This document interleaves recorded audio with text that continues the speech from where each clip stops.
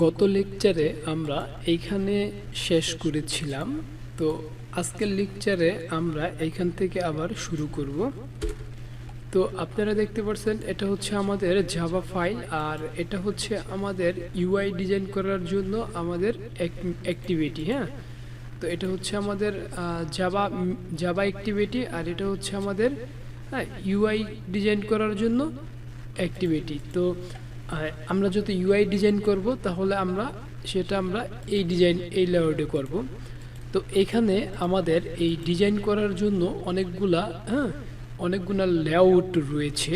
আপনারা যেই লেআউটটি দেখতে পাচ্ছেন বাই ডিফল্ট সেট করাই থাকে। তো এটা হচ্ছে কনস্ট্যান্ট লেআউট। কনস্ট্যান্ট লেআউটটা খুবই একটি অ্যাডভান্স লেআউট, এটা আমরা পরে শিখব। এখন আমরা শিখব সর্বপ্রথম হচ্ছে লিনিয়ার লেআউট। তো এই যে আপনারা দেখতে পাচ্ছেন যে XML লেখা রয়েছে, এই XML থেকে লেআউটের শেষে এইখান থেকে আমরা মার্ক করে এই যে আপনারা এই যে তার ব্র্যাকেটটা রয়েছে এই পর্যন্ত আমরা কেটে দিব। কেটে দেওয়ার পরে এইখানে আমরা বড় হাতের L লিখলেই দেখব যে চলে আসছে এই যে লিনিয়ার লেআউট। তো এখান থেকে আমরা লিনিয়ার লেআউট করে নিলাম। আর হচ্ছে লিনিয়ার লেআউটের একটা ওরিয়েন্টেশন দিতে হয়, যে ওরিয়েন্টেশন বলতে হচ্ছে এভাবে হচ্ছে একটা ভার্টিক্যাল, আর এভাবে হচ্ছে একটা হরিজন্টাল। তো আমরা যখন ভার্টিক্যাল করব তখন ভার্টিক্যাল নিব, যখন হরিজন্টাল ডিজাইন করব তখন হরিজন্টাল নিব। তো আমরা এখন ভার্টিক্যাল করব, তাই আমরা ওরিয়েন্টেশনটা ভার্টিক্যাল নিয়ে নিলাম। তো চলুন তাহলে আমরা একটা টেক্সট ভিউ দিয়ে শুরু করি। তো আপনি যদি এইখানে থার্ড ব্র্যাকেট দিয়ে যদি বড় হাতের টি লেখেন তাহলেই দেখবেন যে চলে আসবে টেক্সট ভিউ। এই যে আপনারা দেখতে পাচ্ছেন টেক্সট ভিউ চলে আসছে। তো টেক্সট ভিউ আপনারা এইভাবে না নিয়ে, অথবা আপনারা চাইলে এই যে এই ডিজাইনের উপরে এসে তারপরে আপনারা এই যে এখান থেকেও নিতে পারেন, অথবা আপনারা এইখানে সার্চ করে নিতে পারেন। তো এখান থেকে আপনারা যে এই টেক্সট ভিউ এইভাবে টেনে ধরেও আনতে পারেন। তো আপনারা যেটা আনেন ওইটাই চলবে। তো এখানে এসে তারপরে দেখতে পাচ্ছেন যে এখানে ধরে আনার পরে এখানে একটা জিনিস আসছে আইটি। হ্যাঁ, যখন আমরা যখন আমরা জাভাতে ডিজাইন করব তখন তো তার একটা নির্দিষ্ট আইডেন্টিটি লাগে, তাই না? তো এটা তো হচ্ছে আরেকটা ফাইল। তো এখানে যখন আমরা ডিজাইন করব তখন তার এই আইডিতে আমরা তাকে ঢেকে তারপর তাকে ডিজাইন করব। তো এখানে দেখতে পাচ্ছেন আমাদের উইডটা রয়েছে, এটা রয়েছে ম্যাক্স প্রিন্ট, আর আমাদের দেখছে হাইটটা রয়েছে র্যাপ কন্টেন্ট। ম্যাক্স প্রিন্ট মানে হচ্ছে এখানে যে পরিমাণ জায়গা রয়েছে এই পুরো জায়গাটাই ও নিয়েছে, এটা হচ্ছে উইডটা। হ্যাঁ, আর যে হাইটটা আপনারা দেখবেন হাইটটা র্যাপ কন্টেন্টই রয়েছে, আপনি যতটুকু ইউজ করবেন ও ততটুকুই খাবে, বাকি জায়গাটা ছেড়ে দিবে। তো এখানে রয়েছে একটা টেক্সট ভিউ আপনারা দেখতে পাচ্ছেন। তো এই টেক্সট ভিউতে হচ্ছে এখানে হচ্ছে আপনি কি লিখতে চান সেটা আপনি লিখবেন। ধরুন আমি এখানে লিখলাম হ্যালো ওয়ার্ল্ড। হ্যাঁ, আমি এখানে লিখলাম, এই যে আপনারা দেখতে পাচ্ছেন এখানে ছোট করে হ্যালো ওয়ার্ল্ড। তারপর হচ্ছে এখন যদি আমি এই লেখাটা বড় করতে চাই তাহলে আমি লিখব টেক্সট সাইজ। এই হচ্ছে টেক্সট সাইজ। এখন ধরেন আমি দিয়ে দিলাম 30 ডিপি, অথবা আপনারা ডিপি দিতে পারেন, অথবা আপনারা এসপি দিতে পারেন, একই। হ্যাঁ, আমি দিয়ে দিলাম 30 ডিপি। এখন আপনারা টেক্সট কালার দিতে পারেন।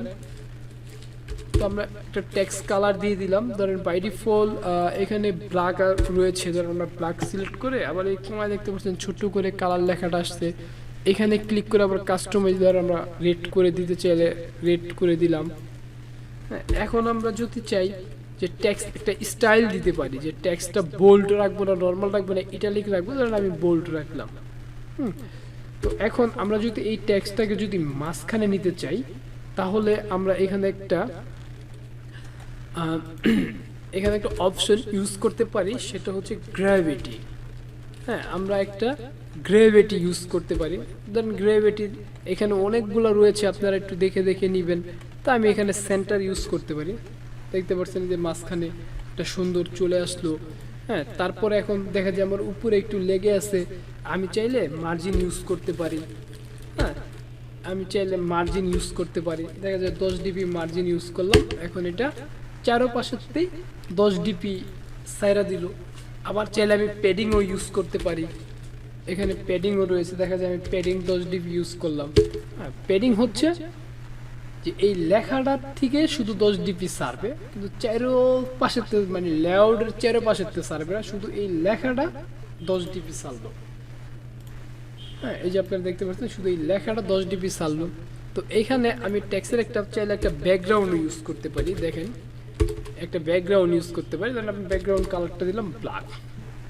এই যে দেখতে পাচ্ছেন আমি একটা ব্যাকগ্রাউন্ড ইউজ করলাম। হ্যাঁ, এখন এই প্যাডিং এর কাজটা কি আর হচ্ছে মার্জিনের কাজটা কি, আমরা এই দুইটা একটু বুঝবো এখন এই ভিডিওতে। তো এখন আপনারা দেখতে পাচ্ছেন যে এই যে আমার যে ব্যাকগ্রাউন্ডটা রয়েছে একদম পুরো আমার মেইন লেআউটের সাথে একদম পুরো মিশে আছে। এখন আমি যদি চাই যে চারপাশের থেকে আমি একটু মার্জিন রাখবো, একটু জায়গা খালি রাখবো, তাহলে আমি মার্জিন যদি নেই 10 ডিপি। এখন আপনারা দেখতে পাচ্ছেন যে চারপাশের সে কিন্তু 10 ডিপি ছেড়ে দিছে। এখন দেখা যায় যে এই যে ব্যাকগ্রাউন্ডের সাথে আমার যে লেখাটা রয়েছে লেখাটা কিন্তু একদম লেগে আছে। তো এখন আমি যদি চাইলে কিন্তু যে আমি এখন 10 ডিপি জায়গা চারপাশ থেকে খালি করে দিতে পারি, এই জন্য আমার ইউজ করতে হবে প্যাডিং। তাই আমি দিলাম প্যাডিং 10 ডিপি। এখন আপনারা নিশ্চয়ই বুঝতে পারছেন যে এখন এই আমার লেখাটার শুধু চারপাশ থেকে 10 ডিপি ছেড়ে দিছে। তো এই হচ্ছে আমাদের টেক্সট। তারপর আপনারা চাইলে ধরেন এখন আমি চাই যে ধরেন এখন আমি চাই যে আমি এই মার্জিন শুধু টপে দিব, তাহলে আমি দেখা যায় দিলাম মার্জিন টপ, দিলাম 20 ডিপি। হ্যাঁ, এখন আমি চাইলে বা মার্জিন রাইটে দিলাম 20 ডিপি। তো আপনারা চাইলে এভাবে দেখা যায় মার্জিন লেফটে দিলাম 20 ডিপি। তো আপনারা চাইলে এইভাবে সুন্দর করে ইউজ করতে পারেন। হ্যাঁ, তো এটা আপনাদের ইচ্ছা মতো, বা স্পেডিংও সেম, আপনি যেটা যেখানে লাগে আপনি ওইভাবে আপনারা ইউজ করতে পারেন। তো টেক্সট ভিউর আরও অনেক আপনার অপশন রয়েছে, ওগুলা আপনারা একটু দেখে নেবেন যে কোনটা কি কাজ করে। হ্যাঁ, এগুলা একটু দেখে নেবেন। তো আমি আপনাদের এতটুকু দেখালাম, তো আপনারা চাইলে আরো পুরাটা দেখে নেবেন। তো এখন আমরা একটু এই লিনিয়ার লেআউট সম্পর্কে একটু ভালো করে একটু আইডিয়া নিব। তো এই লিনিয়ার লেআউটে আমরা চাইলে এই লিনিয়ার লেআউটে আবার আমরা চাইলে একটা ব্যাকগ্রাউন্ড ব্যবহার করতে পারি। দেখেন, তাহলে যদি এখানে লিখি ব্যাকগ্রাউন্ড লিখলাম ব্ল্যাক লিখে এইখান থেকে আমরা হালকা একটু গ্রে সাদা করে দিলাম। এই যে আপনারা দেখতে পাচ্ছেন যে এখান থেকে আমরা চাইলে একটা ব্যাকগ্রাউন্ড ইউজ করতে পারি। হ্যাঁ, এই যে দেখতে পাচ্ছেন আপনারা সুন্দর একটা ব্যাকগ্রাউন্ড ইউজ করলাম।